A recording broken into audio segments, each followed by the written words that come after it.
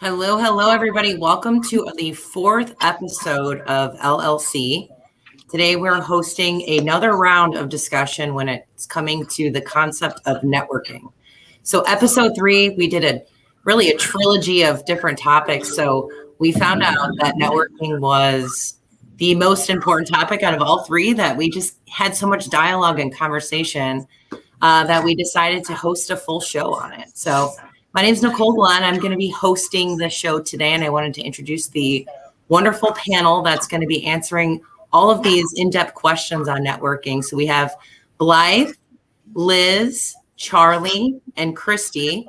Potentially Sharon will be joining us again. And I just wanted to give the group that is just starting to watch LLC a little bit of background really quick. We are ultimately 6 women that have come together that have decided to start just a learning group where we can all talk through different things on our past and our journeys to potentially help other women and other business leaders develop and stand up and move forward with their businesses. So again, today we're hopping in on networking. So I'm just going to just go right forward into the conversation because we started this last time and again had some great dialogue over it. So I want to throw a question out to the group and ask, like, why do we network? Why do we network? Why is that important? And what value do you guys think that it brings to careers? I'll go. I think when I first started in my career and with networking, I thought the objective was to sell. So I was selling my business, selling my service. And I've come to learn over the years, there's so much more value to that. So to networking. So it might not be, something tangible that goes straight to your top line because you met somebody and you sold to them. It really gets to be intangible. And with that, the value is probably even higher than I would have known in the beginning when, I thought networking was giving your elevator speech and making your pitch and selling your services. And I've just really come to learn over the years, it's so much more than that. And the value I get back is so much higher than quick sales. Christy, what are your thoughts on what networking is and why do we need to do it? I think it's extremely important. I think that it can open up an avenue to exchange ideas that you might not know about yourself, or different creative ways to collaborate with other people. I think one of the best things that I've learned, I think, with networking is, it's helped me with my self-confidence and also building lasting relationships. And then meeting people that have greater success than higher profile individuals that can help you in ways that you never thought was possible. So I think it's very, very important to network, and again, it builds your knowledge, it builds yourself, it builds your company. I'm able to reach out to people to help me with things that I don't know the answers to. And having the network that I have, I can pick up the phone or email somebody and, collaborate to try to, how did you do this? What worked for you, what didn't work for you. And it's not always going to work for us either, but having people to bounce ideas off of, I think, is extremely important. So with COVID this last year, right? So we had this normal world where we thought networking was going to conferences, a little bit of sales, maybe an after work, get together for a drink and meet some people. But when the world shut down, we were all we became disconnected. And so what do we do as humans when we feel disconnected? We find another way, right?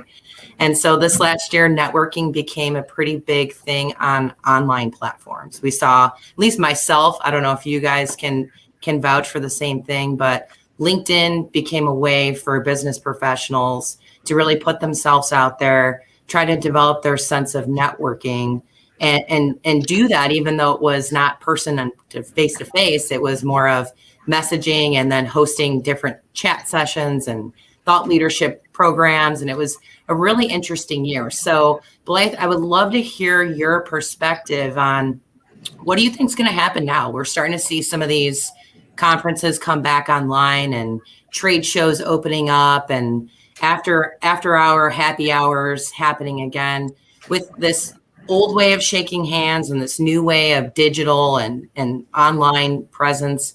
What do you think will happen with those two colliding? I think it's going to almost become a hybrid model where I'm in sort of a unique position where my company, Digital Dispatch, is almost 3 years old. So for the better part of the last year and a half, it's been essentially networking online first and then hoping to meet people in person. Whereas in the past, it was sort of the reverse, where you would meet people in person and then you would network with them, send them an email, maybe connect with them on LinkedIn. I think in the future, it's definitely going to become more of a hybrid model where you're making those interactions, you're following people on social media, you're collecting their email addresses, and then you're connecting with them instantly right after you meet them.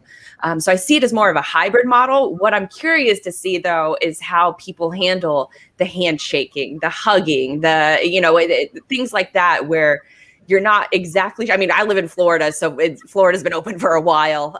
We're a different breed down here. So I'm curious to see other people's boundaries from other parts of the country on how they're going to physically interact with each other. For sure. And I'm sure that there's just this different comfort level. You know, like I had some people in my office last Monday from all different parts of the country. And it's like, how far should I make sure everyone's sitting? Do you ask the question, like, are you okay if no one has mask on? So I think we're still in a really weird time where you're just unsure of how everyone feels. But do you feel like you've expanded your network even greater? Maybe you wouldn't have met someone at a conference, and now you've been able to blow that up because now you have people that might never have come to a place or something that people didn't attend before, but now they can do it remote. Do you think that's going to have an impact on your network and other people's? Absolutely, because I think one of the first events that was moved to virtual was the FreightWaves Live at Home, and that was the first chance that I got an opportunity to not only network with the people that might have come by your booth at a previous conference, but it just opened up a whole new world where you're meeting like-minded folks, you're meeting competitors and becoming friends with them and bouncing ideas off of each other. So I think that it helped me in the long run to dive into virtual events and network in the chats and different shows that are going on. And so how that's going to evolve in the future, I definitely think it's going to be a hybrid model, but I think that we're going to see increasingly people craving that in-person interaction versus the Zoom call, because the Zoom call or the Zoom fatigue is very real. I don't know why it is, but it's very real. Mm-hmm. I agree with that. Sharon, I would love to hear some of your feedback in regards to the same question. Oh, no. We can't hear you, Sharon.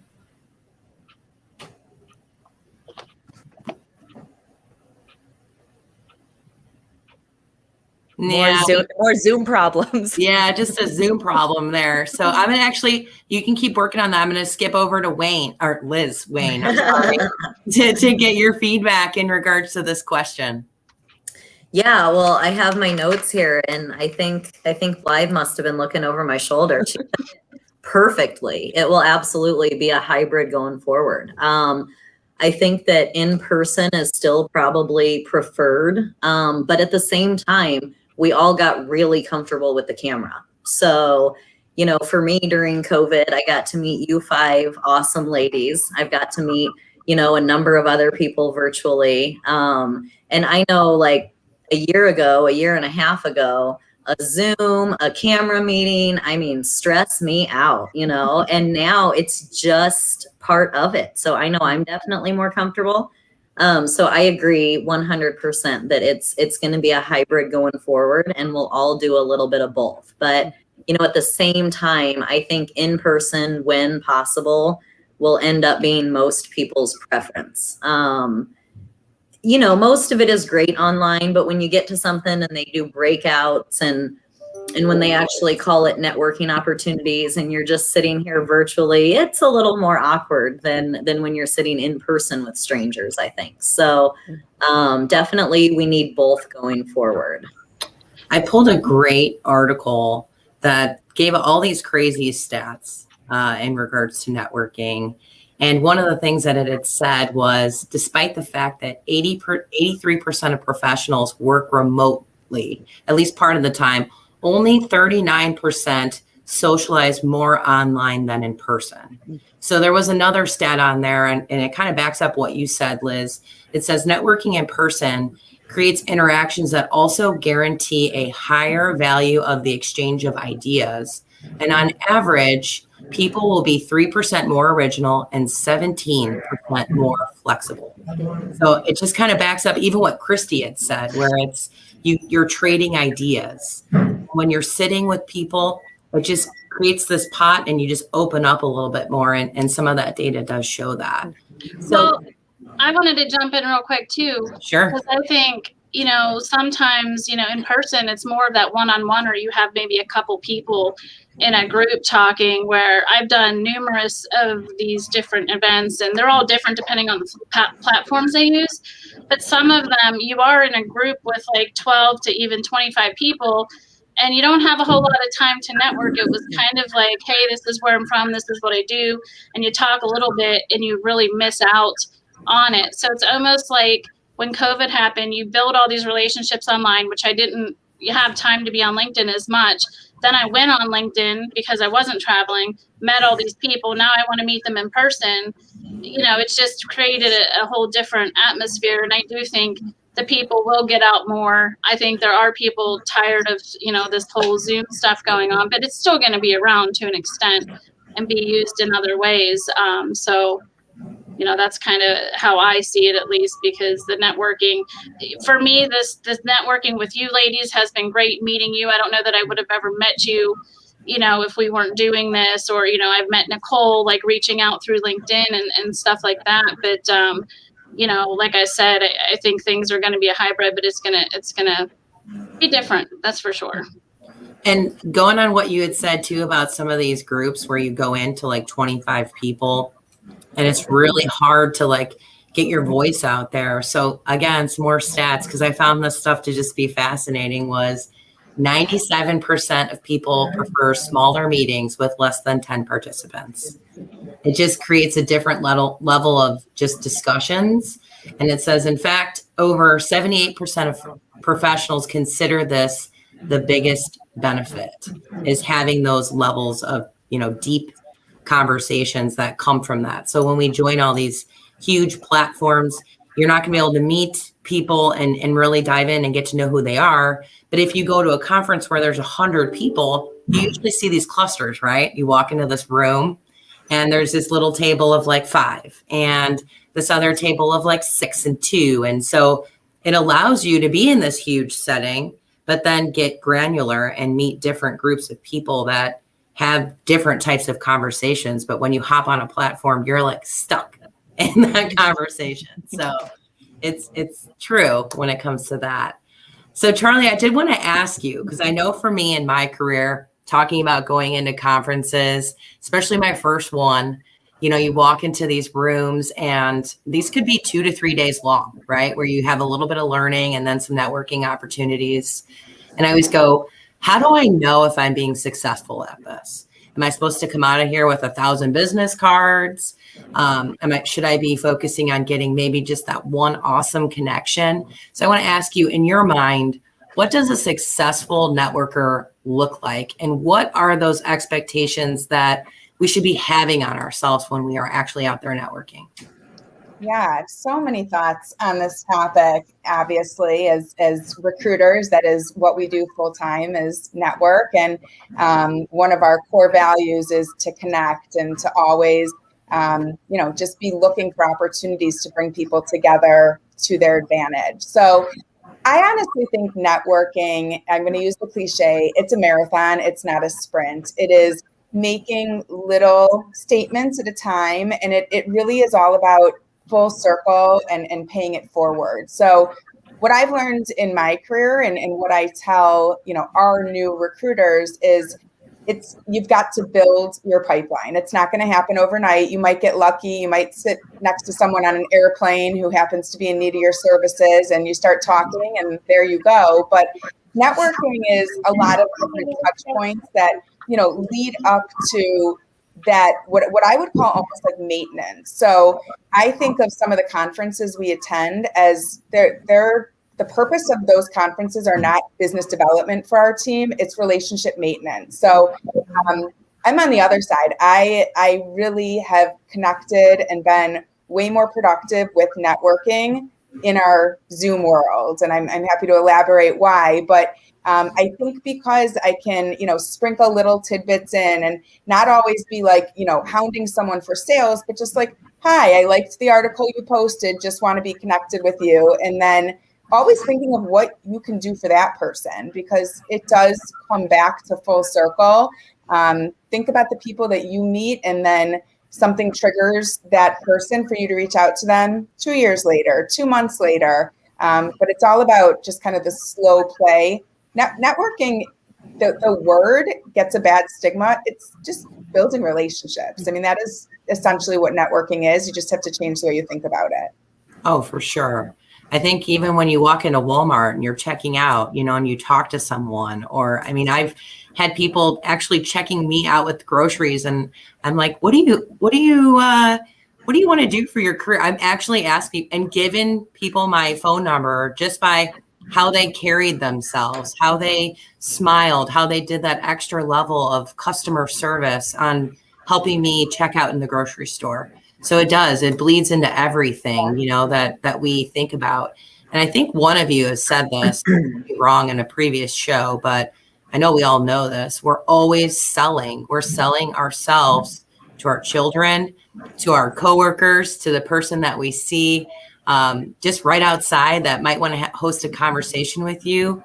So it all leads to networking, and we do it without even really knowing it consistently. So Blythe, I would love to hear the same question from your perspective on how do you classify yourself successfully networking? I think for me, it's more on the front end or the research that's done before the actual conference takes place. I love to look at the actual event page. I want to know what companies are going. I also, if they do a LinkedIn invite, I'd love to go through and see what kind of people are participating in that event. What are their job titles? Can I connect with them prior to the event? So then that way it's sort of like that digital handshake ahead of time. And then I can make a list of the people that I want to seek out and connect with at the conference. I've done that in the past, and I found it to be very successful. And then continuing those relationships after the conference is over. And so doing that from a virtual perspective too is a little bit easier, just because you can see everybody in attendance for the most part. But then on the flip side, I do look forward to doing that for future conferences coming up, researching those different companies and finding out who's going, because I also look at it from a content perspective as well. Are there anybody there? Is there anybody that's going that I can, ask them for an interview? If I can ask them for, a quick quote, it's almost like market research for me too, just because I naturally have a curious mind. So I want to take that curiosity and funnel it in a way that's going to be beneficial in the future for sharing, really great stuff, insightful things from other people that are already there, these thought leaders that are there. Well, I think you're ahead of the crowd when you're talking about looking through the list and reaching out to people. I've been to quite a few conferences that they do supply that, but I don't get a lot of communications back, or reach out initially to me, I guess you could say. So I think that's a great tip for people to think about, is when they're attending something and that list is there, go on a LinkedIn, look them up, send them a message on LinkedIn, even if they're not responding on the platform that the conference puts together. Send them a message and say, hey, I see that you're attending, would love to meet up with you and schedule a time. So I know I have some tidbits with that too, because we were talking about, you made me think about some tips on setting times with people. So I don't know if in your ladies, on how you've done this, when you attend something and you see people, do you schedule and have an agenda for different people? Yeah. I'll speak on this. Specifically with the TIA, like the people that are exhibiting, we get emails from, because they get a list of all the attendees. I also know certain people that are going just because they've gone every year or whatnot, but I can also see who's going to be going as well. So we do have some preset meetings for that. And there's another conference I go to as well that we're actually starting to schedule now for September. And we have like literally 3 days of just nonstop meetings in advance of even going. And then you run into other people at the conference too that you still want to meet and talk to. But if you want to get the best use out of your time, what Blythe is talking about, doing the research, knowing who's going to be there potentially, or even just asking. I ask people, are you going to this conference? You know, have you heard of this conference? That way, you know, again, you get the best out of it. Another one is food shippers, for example. Just being in transportation, I mean, that you're right in front of customers right there. If you're not doing business with them, trying to make sure you can get in front of them before, because when you go and there's a bunch of customers or, you know, people on my side, the 3PL side, wanting to talk to these customers, they're inundated by people there. Mm-hmm. So, you know, again, with what Blythe said is absolutely probably the best way to do it. Do the research, try to have some meetings in advance, and then try to schedule some with people you just meet there. I totally agree with that. Thanks for that insight, Christy, because it is true. I mean, when you're trying to meet the famous people of whatever conference that, you know, everybody wants to see, you want to show them that value of who you are and what you can do to help them. And I think that's the concept of networking that we tend to forget. We just go me. What does this do for me? But looking at that perspective and trying to talk to someone and try to genuinely offer support, it's a game changer. So I did want to lead into the next question for Miss Sharon. I hope can we hear you and you hear us? Oh, we still can't get your voice, Sharon. It's just one of those bad luck days for you with tech, right? Yeah. Sure, she's excited for in-person events to come back. I know. We love your insight, Sharon. So I'm really bummed about this right now. But I'm going to ask Blythe then, right?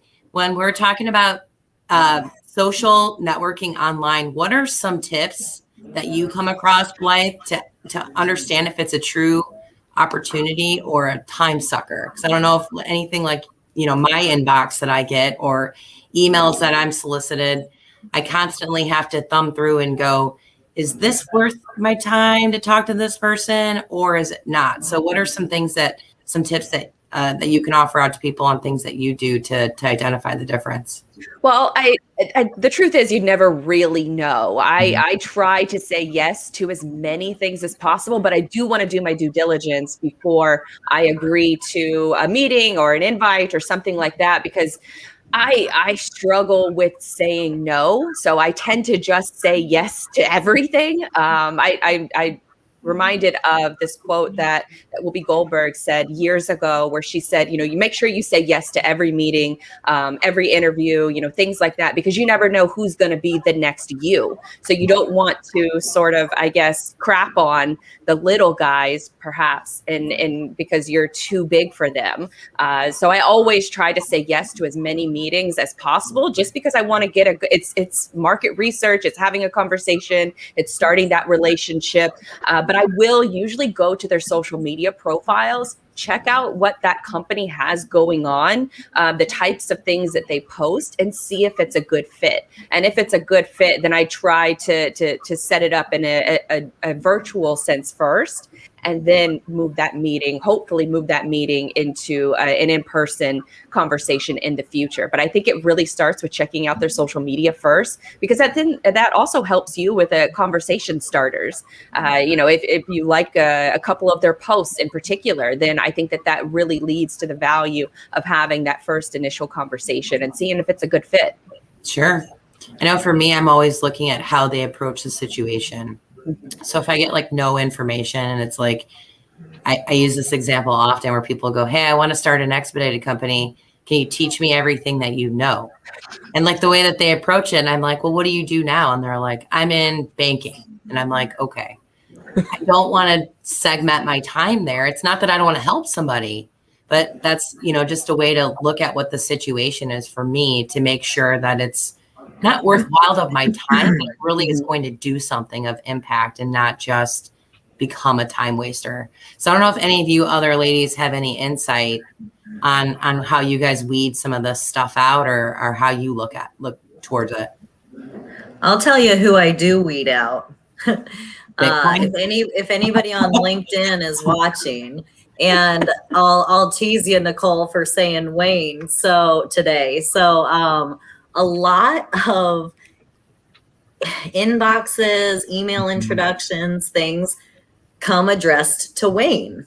And honestly, I don't get much further because I'm feeling like you don't know a thing about me or my business. And it is, as Blythe mentioned, with getting ready for conferences and that, when you do your research on a company and that, you can really go to them and know you don't need to know their business. You don't need to know everything about them, but you know enough to, engage in that initial conversation. And so when I get an email to Wayne, I am assuming that it went to 1,000 other people and a software surfed the info for the name and that they don't know anything about me, and I'm moving on pretty quickly.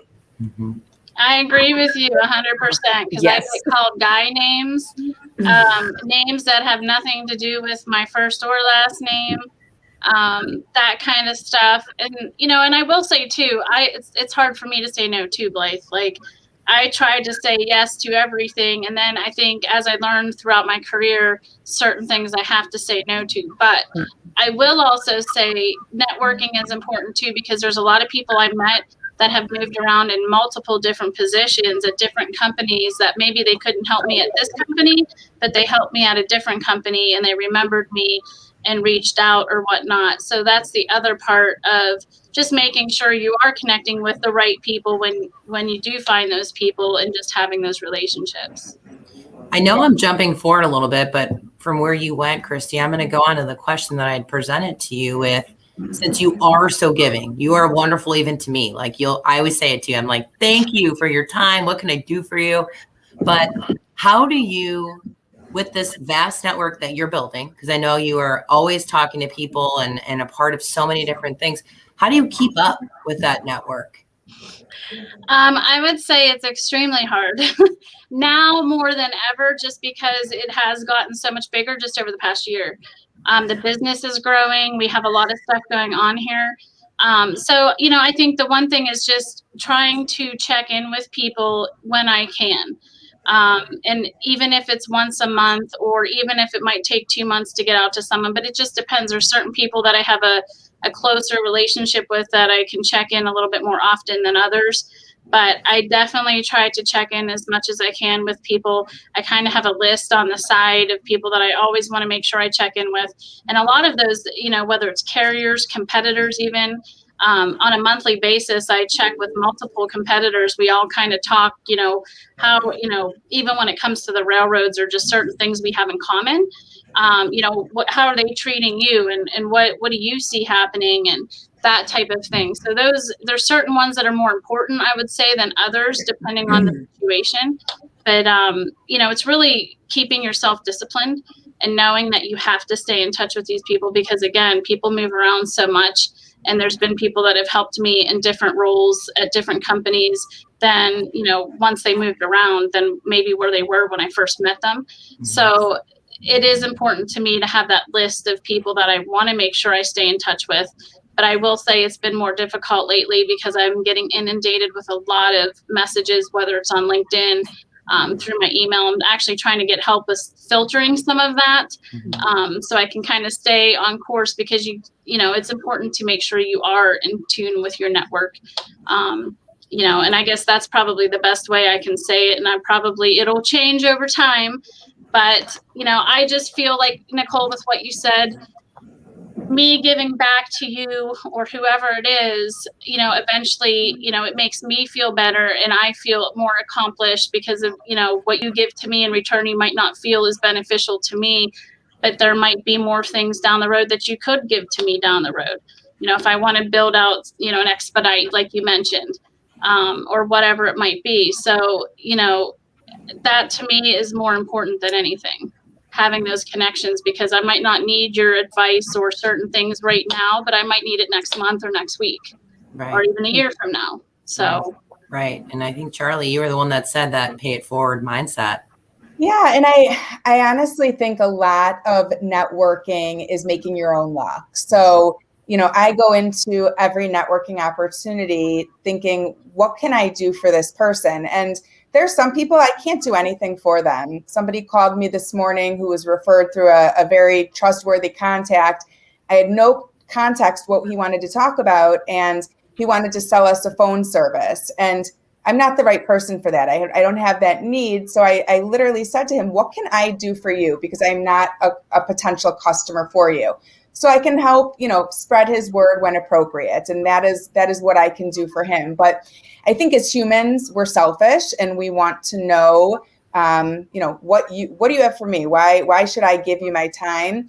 And an interesting example is going back to your comment on Wayne, I'm also amazed at how many people reach out to me on LinkedIn where there is a photo of me and they call me Mr. Safro. And I get it. My name, it's becoming more trendy, but Charlie's my given name. It has been for 40 some years. And people just make these assumptions. And so I posted something a few weeks ago. I think Liz commented on it, just about my name and kind of like the opportunities and challenges that it has brought me being a female with a male name. Like, no question, I've landed meetings because people think I'm male.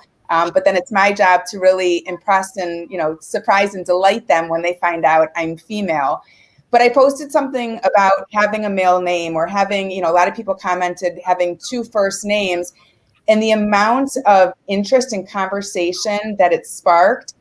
That's where I would say, like, I created my own luck. I put a heartfelt post out there. I've gotten business from this. I've been introduced to people just because I put a topic out there that people could relate to. So for me, I had to be vulnerable. I had to craft this story and be willing to share it.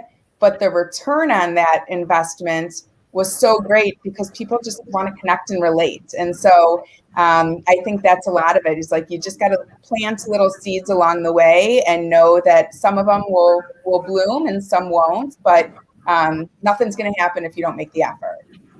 Totally agree. Can I tag on to what Charlie said? Because I do remember the post, but I think it makes a good point where, I said in the beginning of my career, I mistook networking for like an opportunity to give my elevator speech, And so your post there had absolutely nothing to do with recruiting, right? Nothing. Humans want to buy from humans. And so I think that you do a really amazing job of that on LinkedIn. I see all your posts, I think. I don't recall any that are totally self-promoting but it's like, that's humans want to buy from humans, and you do an amazing job in that way for sure. Thank you. Yeah, it goes back to being vulnerable. And like we talked about this last month, that, even at a conference, it's intimidating. People are in little clusters, and the only way you are going to be included and get yourself comfortable is by putting yourself out there, being vulnerable, saying, can I join your conversation because I don't know anyone here. And I think that's exactly, what I do. It's not easy, but you gotta open up a little bit, and then people will come to you. It's almost reverse networking if you think of it that way. Yeah. Mm-hmm.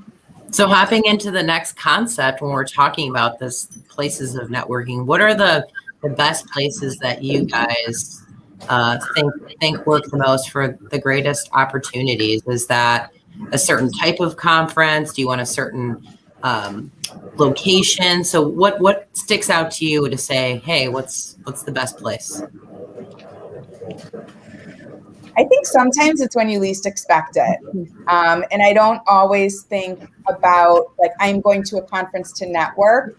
The relationships that I've built, the business and professional relationships that I've built very just randomly on the sidelines at a t-ball game, or grabbing a cup of coffee, or talking to someone while waiting for my baggage at the airport.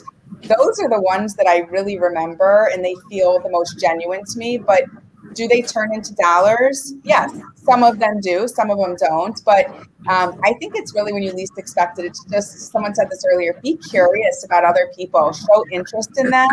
You never know who they know and who that person knows. And that's where the 6 degrees of separation really, I mean, that is what life and networking and relationships, professional relationships are about. Mm-hmm.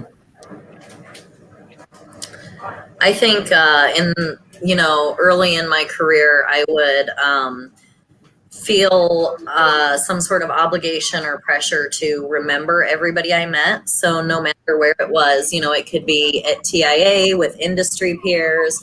It could be at a different sort of conference where I'm trying to sell to my target market.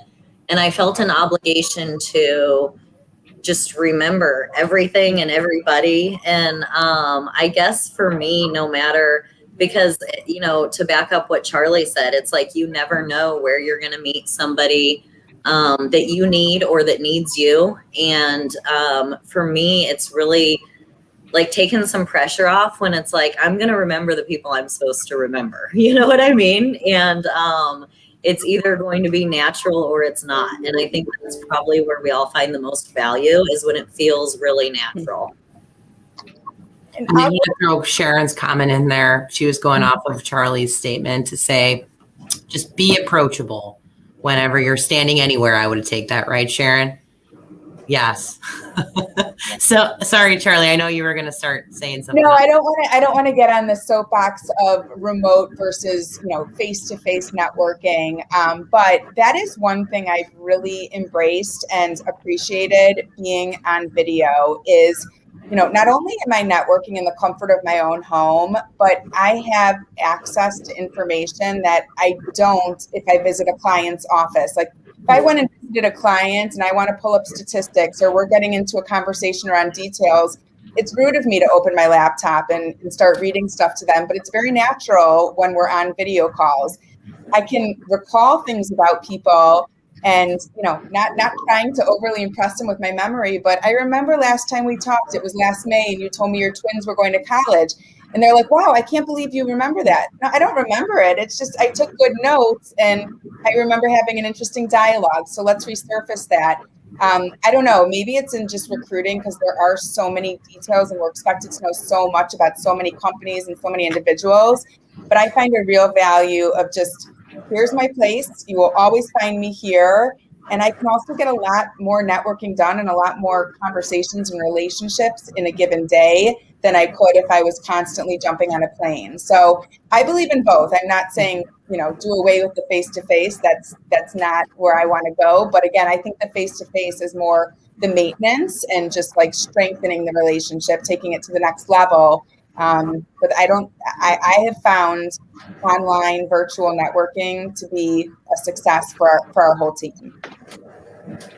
I would co-sign that just because from a note-taking perspective, I keep Google Notes, a Google Doc for most events and conferences, and even whether it's virtual or in person, I am an incessant note taker. And even if it's a voice note or a typed out note, I will document it somehow, or else I'll forget it. So I have to document it. Mm-hmm. So I was going to go back to the concept of locations. So I know we can easily go. And it is, online versus in person. But again, the stats little website that I found is like, 38% of professionals agree that bars and restaurants are great places for networking. The second closest is the gym. I don't know if you guys have done anything well in the gym, but also airplanes comes in third with 17%. So I don't know if you guys have any feedback on that or what's worked for you in the past on networking and locations. I like the bar and restaurant atmosphere. I just feel like it's a less intimidating environment. As far as the gym and airplanes, I'm the complete opposite. I don't want to talk to anybody. I have my headphones in, and that's my. I guess especially when it comes to the gym, that's my me time. Mm-hmm. And so I go in there, I do work, and then I leave. But the bars and restaurants, like I agree fully because I feel like it's more of a natural conversation. There's usually TVs on that helps with topics. Do you like such and such sports team, or do you like this, what's going on in the news today? Mm-hmm. Things like that I feel like helps make the conversation flow. Yeah, I would agree. Spotlighting you. What are your thoughts on this? Christy? Yeah, sorry. No, I mean, I would agree too. I've had some conversations on planes, but not because I started them, but because people have said something to me or whatnot. And I've actually met some people that I've gotten business cards from on planes. But yeah, I mean, I don't frequent bars as much maybe as I used to, but definitely easier place to do that at, and or a restaurant. It's kind of interesting, those stats come out the way that they are, but yeah, I do think, get-togethers, those type of things, even if it's, a get-together with like friends, someone's having like a big celebration party and you meet other people you've never met before too, those types of things. But, I would say those are definitely good places. We also have a place here in Pittsburgh called Chatham Entrepreneurship for Women, and it's helping women start businesses and all that kind of stuff. And that's another, really good place. Or your local chamber of commerce, I've noticed, is another place to network, meet people. That's a lot easier than, I still think the plane thing, even though people have talked to me, I'm the same way. I don't really want to talk. I just want to do my own thing and and move on. But, that's interesting. Yeah, I think the iPad, maybe this data is a little bit old. Because like the iPad now is taken over to where we just put a movie on. Now we stream a movie, whereas before you were just stuck.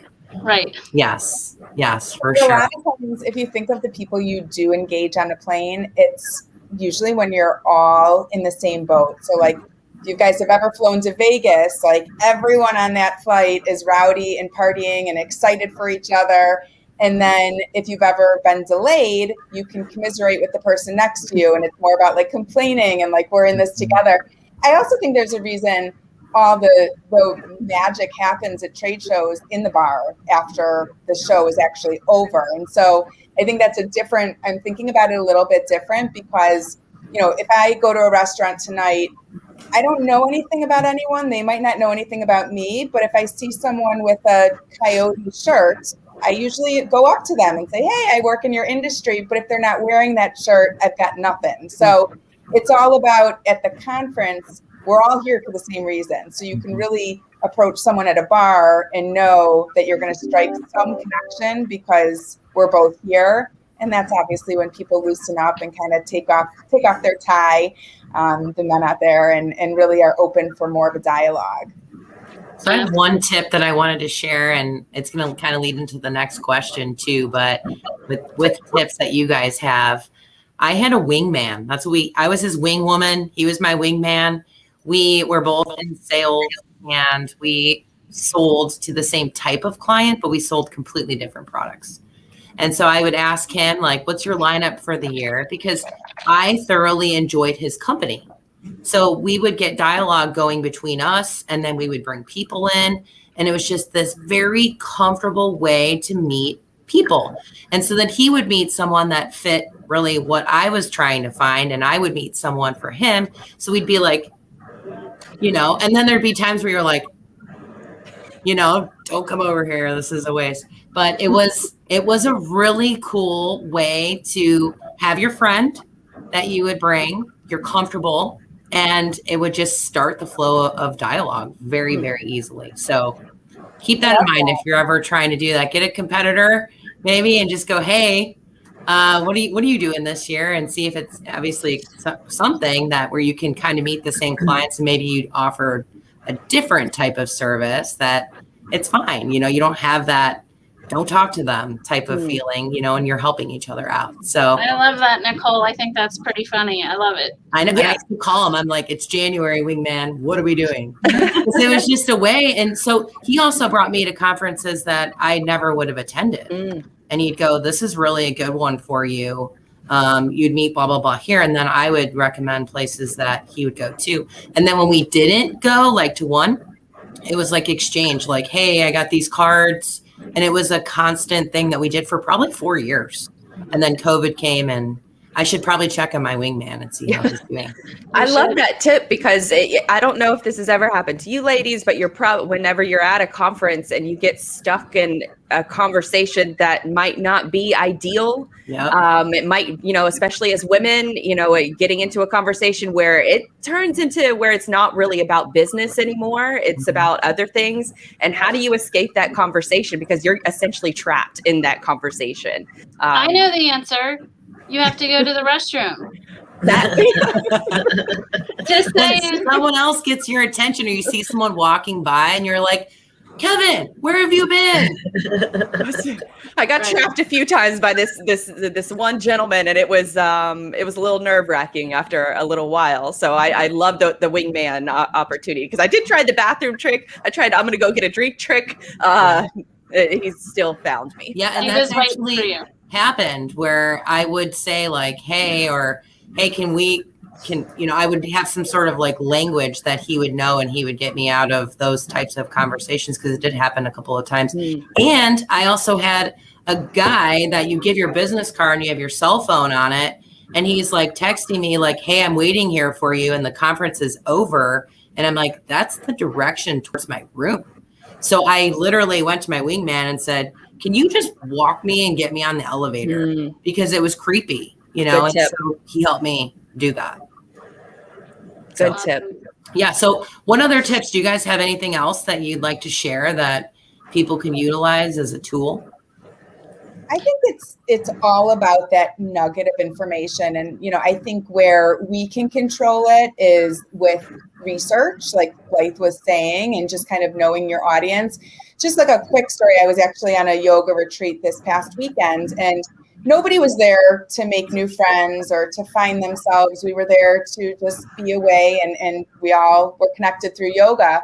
But the first thing we did was an icebreaker, and it said, name one word about yourself that might spark conversation over the next 3 days. And literally people said one word, and it is amazing how that one word can lead to so many conversations. And then you start connecting people because you're like, have you met that person over there? Because they do this. And so if you ever are, in a position where you're leading a network opportunity or you're facilitating a discussion of people that don't know each other, I know it sounds cheesy, but it's like that icebreaker, like, give me something, because I think we could all relate to at least one thing, whether it's where they live or how many kids they have or what they do or what their hobbies are. We can all talk about it at some point. That's interesting, because it leads to a question I have for Blythe. Now, Blythe leads a podcast called Cyberly. It's great. And she is just so used to talking to people. I know she does her research. She just said that previously. But you are sitting with people that you might just know a little snippet about. So that's the question I was going to ask you is, how do you craft these icebreakers to get these people to just open up to talk to you? And how could you use that in your everyday networking concepts? So what I like to do, because especially in the B2B world, it's a little challenging to get those nuggets of conversation, especially if they don't have, a social media presence. So what I have is a form, an online form that somebody would fill out, and they list it's typical information, their name, their social media handles. But I also list on there, what are 3 topics that you think are important that not a lot of people are talking about. So that's usually where I will get a lot of good insight into who that person is. But then on the flip side, I also love to ask people about, their biggest failures in business, because I feel like you connect more with people's failures than we've actually talked about this on a previous episode, where you connect with those failures so much more than successes, where successes can almost, sort of breed like a little bit of competition or make you feel like imposter syndrome. But I would definitely talk about the biggest challenges that someone has faced, because I think it tells a lot about someone is facing that challenge and how you actually overcame it. That's awesome. I totally agree with that. And it leads back into Charlie's big statement of the day. What I'm taking out of today too is be vulnerable, right? Yes, for sure. So in regards to time, right? So we're all busy. We all have lives. We all work a million hours if you're like me, and then try to have a family and do all these things. How do you guys find time for networking? And really, what should they do in regards to carving out that much time? How much should that be to be successful at it? I was looking at your question and thinking to myself, I'll just be honest. For me, when I get busy, it's the first thing to go. And then, so it's like kind of a cycle of pick it back up, and then you get busy again, and then it goes away a little bit, pick it back up. So that's kind of the cycle I find myself in. For me, I think my ideal, and again, I'm not necessarily selling much through networking. I'm getting so many different things from it. But for me, I think like 5% of my time would be a really good goal to consistently put in 5%. So that's a couple hours a week. Yeah, I would echo that. Yeah, I would echo that too. I feel the same way as Liz. It kind of goes in and out based on your schedule. If I have some time at night and my husband's not there and my kid's doing something else, I'll jump on, try to, do some of that then and there. And, but yeah, you just got to kind of do it when you have the time. And it's hard to kind of make that time unless it's, after hours or on the plane and that type of stuff. I like that idea of blocking that out because I don't know if you guys operate this way, but I'm good at segmenting those buckets of this is this time. So I like that idea of Liz of going, this is my committed time because same when it's like things blow up, you just never know. So how do you guys, last question for us, I know we're approaching time. I didn't even put this on here, so I'm putting you guys on the spot. How do you guys find the networking events that you want to go to? Is there any sort of tips that you guys have for people to find good ones, or how do you come about picking those? For me, I would say it was something that was learned through the industry, kind of growing up, like talking to other people, hey, have you gone to this event? No, I haven't heard about it. Or what events do you go to? Actually, I had someone recently ask me, what events should I be looking at? Another big thing is just in your local area, the local colleges, like I said, the Chamber of Commerce, like trying to find just stuff within your community. Now, I also got reached out by a company called YEC. It's Young Entrepreneur Community. I never heard of it before. I think I passed it on to you, Nicole. Can't remember. It was for people under the age of 40. I think they raised it to 45 now. But that's a community of just entrepreneurs even that help each other all over the world. And that's been a huge, like for press, for everything, and everyone wants to help you. Hey, does someone know someone in manufacturing that can help me here? And I mean, it's just, so that was something that company seeked me out. But, just searching online even for specific things you want to look at, for younger people, for women, whatever it might be. I think seeking that stuff out and just talking to people and asking, what events do you go to? I love that tip because I honestly, I don't know how to answer it because FreightWaves has so many events all the time. I think they're actually having one today, a virtual event. So I feel like my plate is almost too full with virtual events to go to. But as the invites start coming for the in-person conferences, I usually like to check them out on their social media. Not to sound like a broken record, but I'll check them out on social media, maybe check out their email newsletter, just get the vibe of what kind of conference it might be ahead of time to then decide if it's worth the time investment, because we're talking about the travel time, the research time prior to the event, getting back, catching up on all the work you might have missed, processing all of the conversations and reaching out and doing the follow-up for everybody that you met at the conference. So it is a significant time. It takes a lot of time in order to commit to going to an in-person conference, where I think the virtual ones are a little bit easier to navigate and a little bit easier to participate. Yeah, more cost effective in regards to getting there and doing it. Well, ladies, we are right at time. So thank you all so much for talking about this today. I know we've already picked out our next month topic. So big discussion on recruiting. We're seeing how the world is going right now with retention issues and people changing jobs and having all these different opportunities. So I think this is going to be a great show next month. And we'll start sharing some content in regards to recruiting and some retention. So thank you again, everyone. Enjoy the rest of your day. Thank you. Thank you, ladies. Bye.